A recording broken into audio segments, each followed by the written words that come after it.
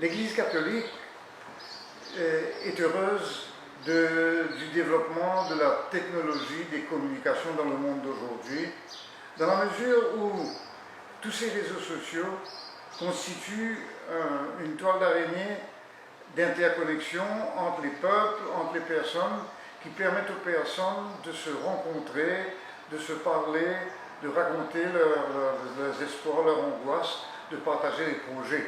On a vu comment les réseaux sociaux ont permis pendant le confinement et de permettre aux personnes de ne pas tomber parfois dans la dépression tellement qu'elles sont isolées sur elles-mêmes et que les réseaux sociaux, dans une bonne utilisation, ont permis des personnes de ne pas rester isolées. Donc, béni soit Dieu pour cet immense réseau de communication. D'ailleurs, plusieurs papes ont souligné cette importance.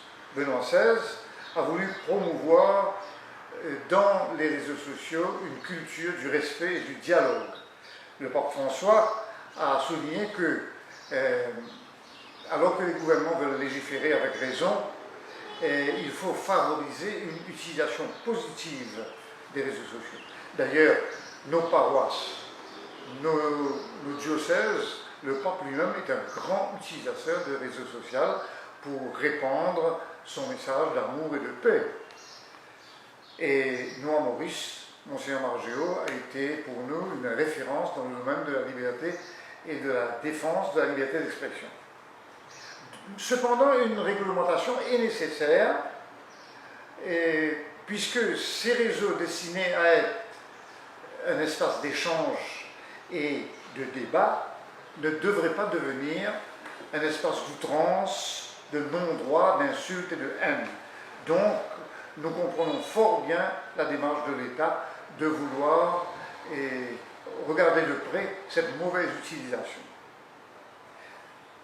Cependant, la consultation telle qu'elle est proposée demande des clarifications, parce que si on veut un dialogue, si on ouvre au débat, il faut qu'on puisse débattre sur des choses précises.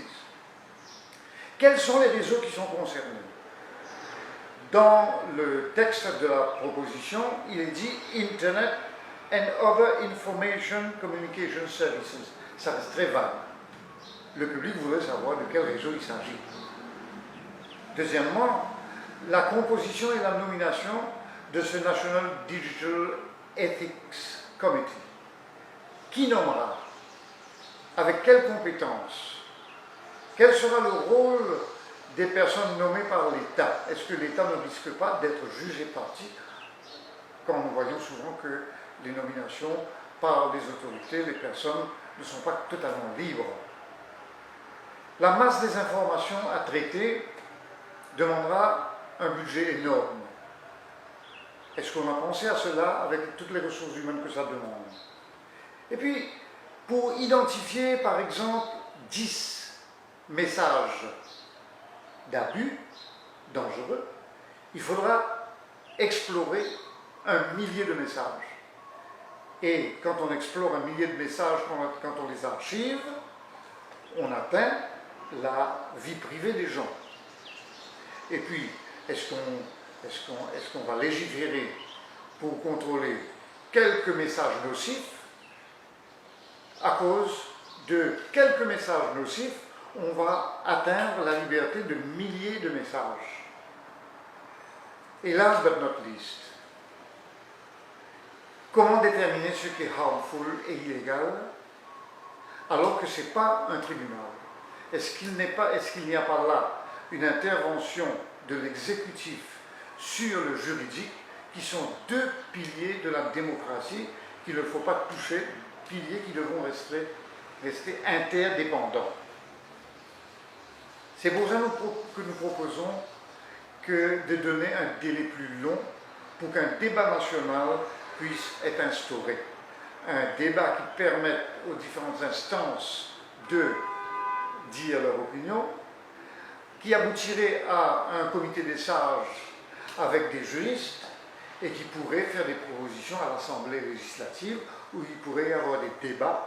Donc, prendre le temps vraiment de faire en sorte que ces réseaux sociaux soient vraiment un espace de débat et non pas un espace d'outrance. Et enfin, nous pensons que, telle qu'elle est présentée aujourd'hui, ces mesures risquent d'être comme une épée de Damoclès sur la liberté d'expression des Mauriciens.